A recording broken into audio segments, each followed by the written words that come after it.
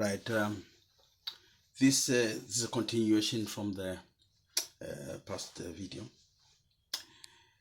and I was telling you about what happened at one point when I was going to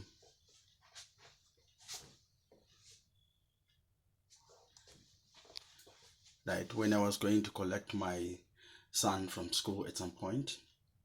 Then this child of Chinese or Asian origin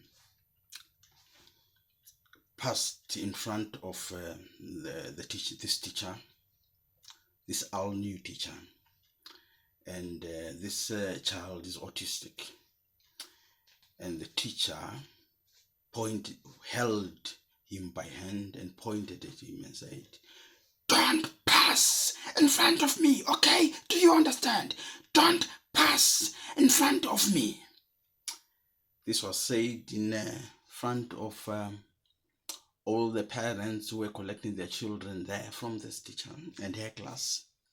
And she's an all-new leader at that school, caring for autistic children, treating that child who didn't have his mother at that collection point. But the child was being collected by city council officials who stood with us, parents, as we were coming to collect our own autistic children. And our children were spoken to very well and spoken about very well, which is all cosmetics. You can tell what happens when the parent is not there, what happens in the class when the parent is not there. You could tell from that. If you are a good person who has done derivatives at university and you understand how to derive issues from the evidence you are looking at. I asked myself, why is my son reported to be falling, hitting his head every now and again on the floor under this teacher who is treating this child who doesn't have his mother here, as we are collecting our children. But this child is being collected by an institution, by Swansea officials, no mother there, and is being treated like that in front of her. What evidence exactly? Is there any evidence anyone would want to see that this teacher is actually mistreating, or the whole institution is actually mistreating children like that? Because those who were collecting the child did not complain to say, "Oh, no, listen, you are mistreating the child." They didn't. Nobody complained. We all kept quiet. I also kept quiet. Everybody. But the parents looked in awe. Everybody froze. The teacher didn't care. She has done it for many years. That's how they treat autistic children if you are not there. And imagine, I haven't seen my autistic children today since July 2019, and I am not there. Now my children are exactly like this child that I saw being mistreated in front of me, right? I went home and told my partner what I had seen. And I explained to her exactly that the falling of my son every now and again from a classroom chair, where I would always be asked to go and collect him because he has fallen with a swollen head, was probably not happening on its own. Yes, children do fall, autistic children do fall, but this was like every twice a week. And after having seen that teacher mistreating that child like that, I told my partner straight away that I was uncomfortable. But my partner is a very gullible person. She trusts everything, especially if it's a white. She really trusts it. And my children are in danger now because they've got nobody to protect them. She is very gullible. She trusts. I fear for the safety of my children. I don't want them to be looked after by somebody so gullible, someone who can't report her own problems, someone who can't stand for herself. How is she going to stand for my children? See, somebody who gets told to say this and gets told to say this because the person is white and I've got to say it. White people are correct. So how is she going to stand for my children if my children are being mistreated by somebody who is white, somebody that she believes is holy and does not make mistakes? See? So how is she going to look after my children, my autistic children, after I had experienced something like that? That's a worry. And these things are contrived by the institutions. They have seen that I do stand for my children. They have seen it, and they have decided to remove me from my children for that reason. They don't want anybody who stands for his children. They don't want that. They would rather manufacture something and create constructive alienation from many agencies, use many ways, many agencies, many advisors, tell your wife this and that, so that at the end you get alienated as a family, and they do what they want with the children, because make you a criminal, put you in a situation where finances can't be done, keep on charging you this and be overcharging you this, so that and putting you in a place where your children can't even come, because in this cubicle, they know I've got 3 children, and in this cubicle, no child can come here. Where are they going to sleep? Where are they going to play? No play place. But I'm a father. The law says when they house me, they must house me, knowing that I'm a father. They must house me at a place where my children can come and visit and have bedrooms. This is the city council. I was put here by the city council.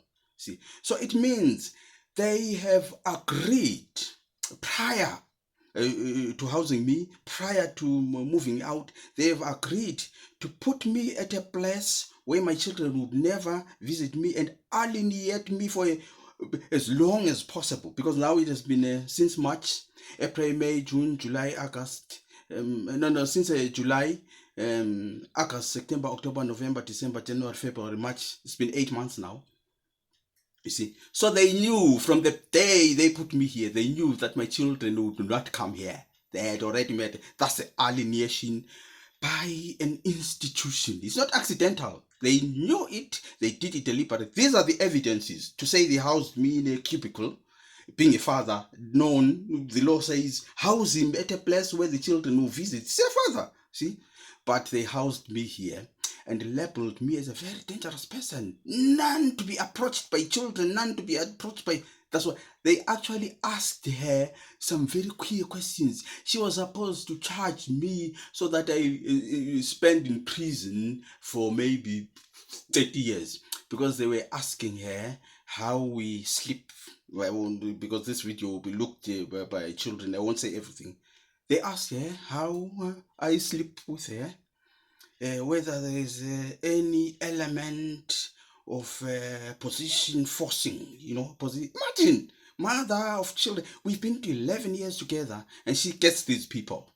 See, these people, institution people who started on us from 2009, asking me to get castrated and things like that. It's known. See, so it's known that this is a contrived thing by the City Council of Swansea. They invested a lot of resources to do this.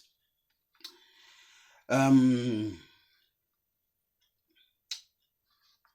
the point when I told my partner that our son was not safe at the hands of this all-new teacher, my partner had just enrolled at university for a course in mental health.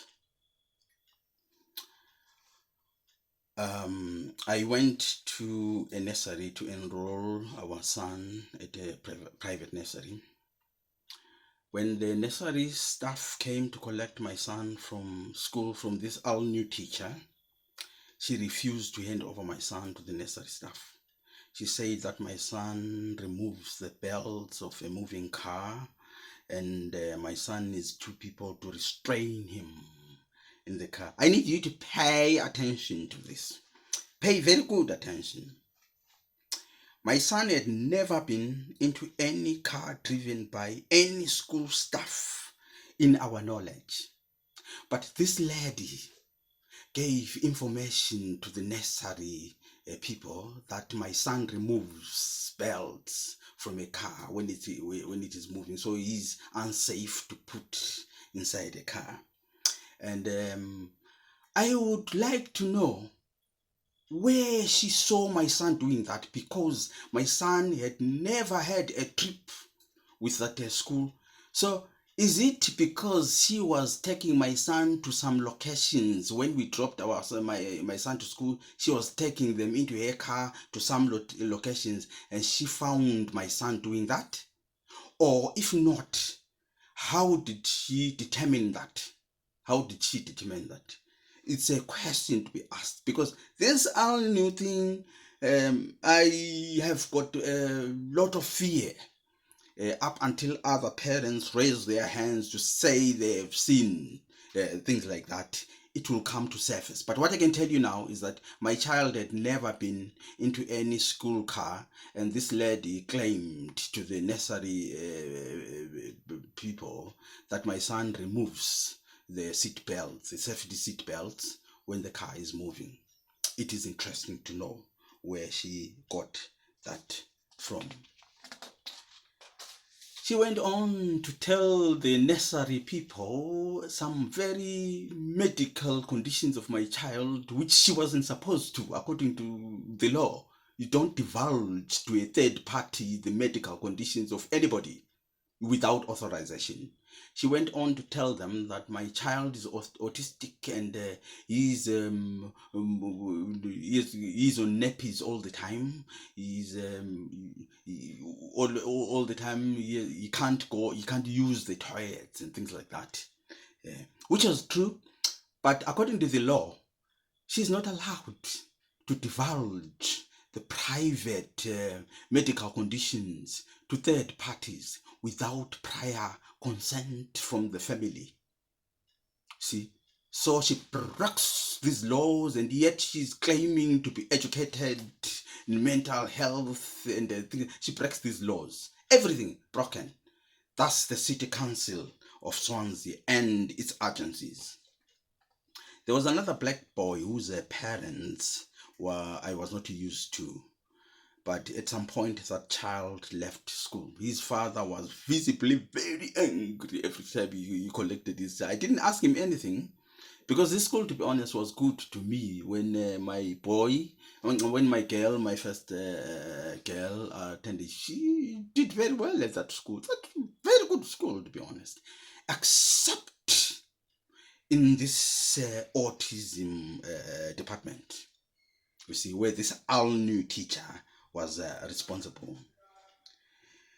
She seems to have special interest in children of color at that school, and her influence is highly contagious in a school which used to be very good.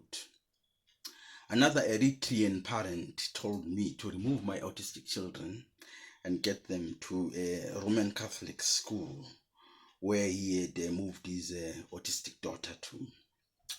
It is He described the current school as a very bad school for autistic children, and I know where the problems are. The school was all right. It is this autistic department. At one point, we were called with my partner for a meeting, and because of the atmosphere at this autistic thing, which we had told one of the advisors from Stepping Stone that we are having problems with the autistic department of the school, and she offered to go with us for this meeting, and she actually came, and we went together. Then when we were at the meeting, we asked questions and everything, and she asked some questions on our behalf. This time she was asking the child psychologist, because it was this teacher, this all new teacher, and the child psychologist. They seem to have a very good bond, and their bond seems to be very focused on these children. I would think, I don't know if it's all children, but having spoken to children from colored parents, I noticed that it's probably these children where the problems are.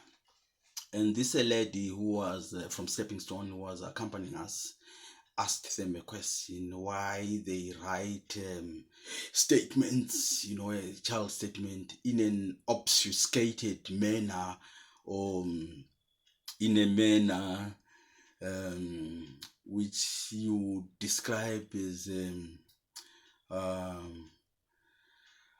strategic ambiguity. That's how they write the statement. You would never understand it. It is written in a strategic ambiguity. Strategic ambiguity is a statement which is written, but it leaves holes where someone can say, no, this statement does not mean that, it means this at any time they want to. So it is a statement. If the statement was written like that, it was not clear to say whether my son was in the first or second or third degree of autism, of which he was supposed to be paid according to that assessment. And it was clear the school was telling us that no, your son is in the severe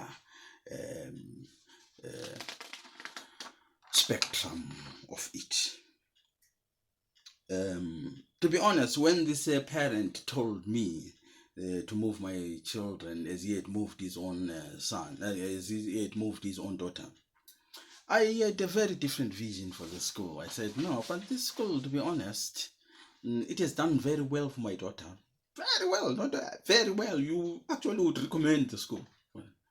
But surprisingly, on this autistic department, the problem was massive. More than that, it looked like two different schools in two different locations. You wouldn't think it is from the same location. I then moved my autistic boy to another school, and this all-new teacher followed up to the new school to make her presentations about my son. She's a powerful person. I don't know they fear her because she's said to have done a course in that. But it is the results on the ground that I judge everybody and everything. The results on the ground. You know, the results of anything that anybody does. To say educated to me does not mean anything. I judge people by the results of their work. So the results of the works of this and the evidence that I found in her was very opposite to the way she was being trusted by authority. And I think she was actually planted there because the authority enjoys her method of treating different children differently. That's what the authority likes. I would say that, because if that is not what the authority wants, they would have dealt with this lady a long time ago, or they would have disciplined her.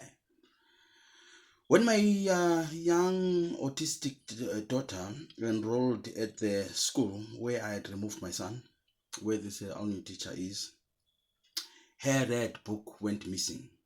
We were supposed to hand in her birth certificate prior to enrollment. Then her red book, which carries her medical history and her mother's medical history and the history of the pregnancy itself. That's what the red book carries. I don't know why they wanted it at that school, but we were told to bring it and we sent it. And we were supposed to collect them the following day. This book disappeared in this department where this our new teacher is. You can imagine for yourself who did it. It disappeared. Instead of being collected in 24 hours. We got this book after 3 months. As we are fighting, me and my partner, as we've been made to fight, go and ask her. Yeah. We haven't spoken since July 2009. Go and ask her now if that incident happened. A red book which carries all those private details, medical details, was taken and disappeared for 3 months before we could get it back. And only a fool would spend time trying to find out who took the book.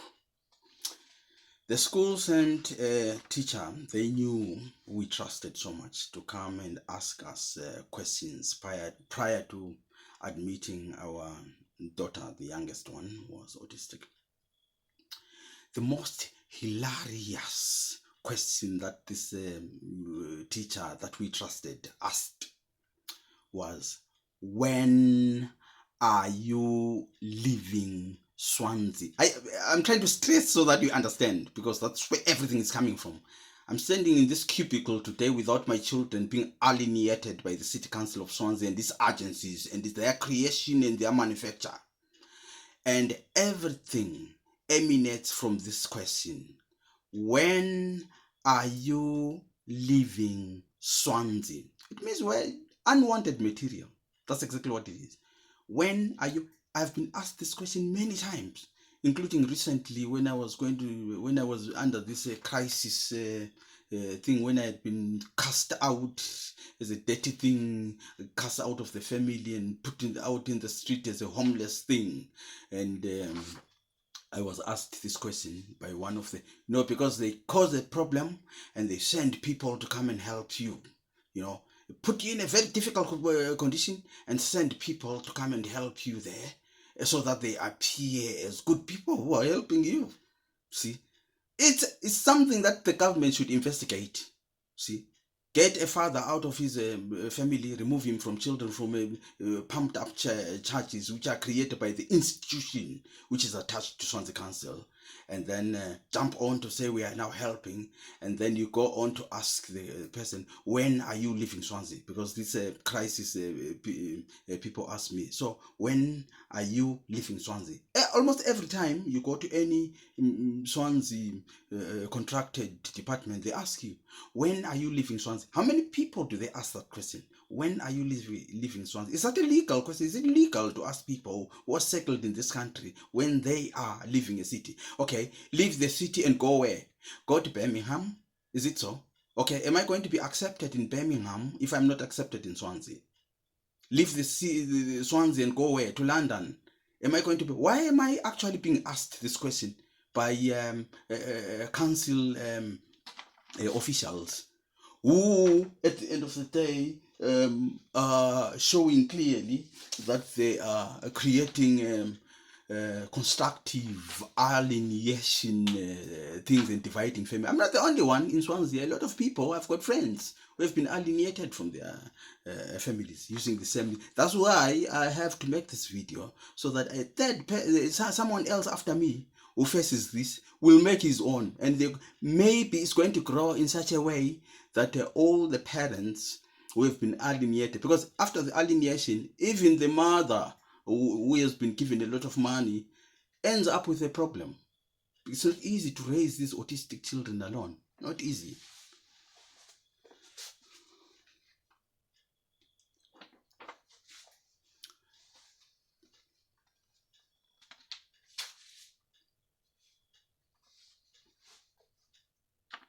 Since we're not answering this question of when you are leaving Swansea in a manner which is desirable to the corrupted institution which is headed by the City Council of Swansea, it is evident that they needed a constructive alienation project which would end me up in jail for a very long time, and my partner in jail probably even for a very long time, and have our children taken to ruthless care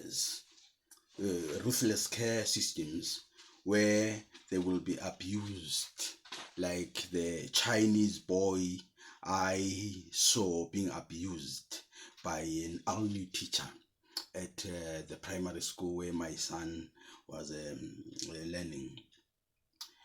Council agents came to our house in 2017 and asked my partner if I was not insane. Imagine somebody paid by the City Council of Swansea comes to do some appointment in the house, afterwards looks at the window where I am working, because I was working in the back garden on my project, on my university project. And this lady asked my partner, is he mentally stable? Imagine what would happen to a partner if somebody asked that question. Mental stability is a problem for all human beings. It is a problem for all human beings.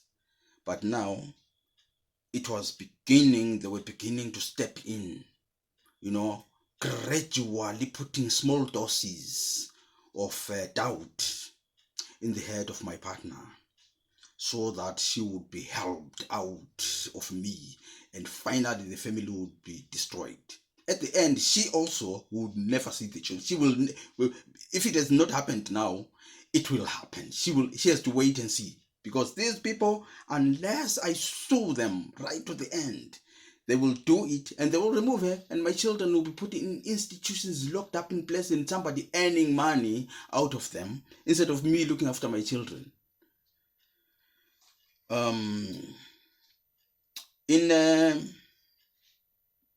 When my partner had been told that there's a possibility that I'm insane, in 2017 on Halloween day, our neighbor began to pelt our front door with rotten eggs.